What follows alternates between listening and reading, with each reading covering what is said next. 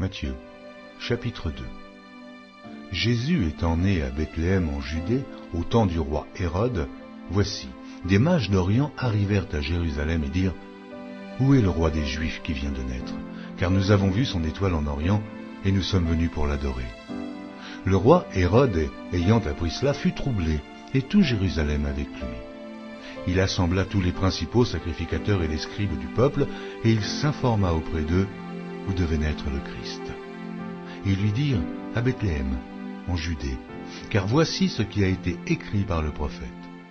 Et toi, Bethléem, terre de Juda, tu n'es certes pas la moindre entre les principales villes de Juda, car de toi sortira un chef qui paîtra Israël, mon peuple. Alors Hérode fit appeler en secret les mages, et s'enquit soigneusement auprès d'eux depuis combien de temps l'étoile brillait. Puis il les envoya à Bethléem en disant : Allez, et prenez des informations exactes sur le petit enfant. Quand vous l'aurez trouvé, faites-le moi savoir, afin que j'aille aussi moi-même l'adorer. Après avoir entendu le roi, ils partirent. Et voici, l'étoile qu'ils avaient vue en Orient marchait devant eux, jusqu'à ce qu'étant arrivée au-dessus du lieu où était le petit enfant, elle s'arrêta. Quand ils aperçurent l'étoile, ils furent saisis d'une très grande joie. Ils entrèrent dans la maison, virent le petit enfant avec Marie, sa mère, se prosternèrent et l'adorèrent.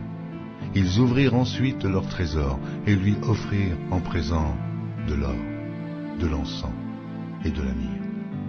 Puis, divinement avertis en songe de ne pas retourner vers Hérode, ils regagnèrent leur pays par un autre chemin. Lorsqu'ils furent partis, voici, un ange du Seigneur apparut en songe à Joseph et dit : Lève-toi, prends le petit enfant et sa mère et fuis en Égypte, et reste-y jusqu'à ce que je te parle, car Hérode cherchera le petit enfant pour le faire périr. Joseph se leva, prit de nuit le petit enfant et sa mère, et se retira en Égypte. Il y resta jusqu'à la mort d'Hérode, afin que s'accomplisse ce que le Seigneur avait annoncé par le prophète : J'ai appelé mon fils hors d'Égypte. Alors Hérode, voyant qu'il avait été joué par les mages, se mit dans une très grande colère. Et il envoya tuer tous les enfants de 2 ans et au-dessous qui étaient à Bethléem et dans tout son territoire, selon la date dont il s'était soigneusement enquis auprès des mages. Alors s'accomplit ce qui avait été annoncé par Jérémie le prophète.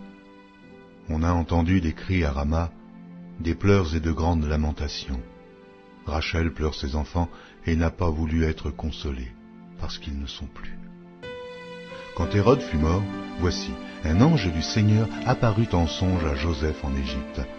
Il lui dit : Lève-toi, prends le petit enfant et sa mère et va dans le pays d'Israël, car ceux qui en voulaient à la vie du petit enfant sont morts.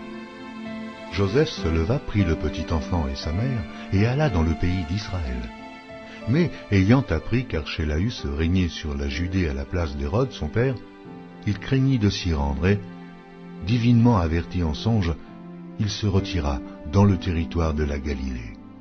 Il vint demeurer dans une ville appelée Nazareth, afin que s'accomplît ce qui avait été annoncé par les prophètes : il sera appelé Nazaréen.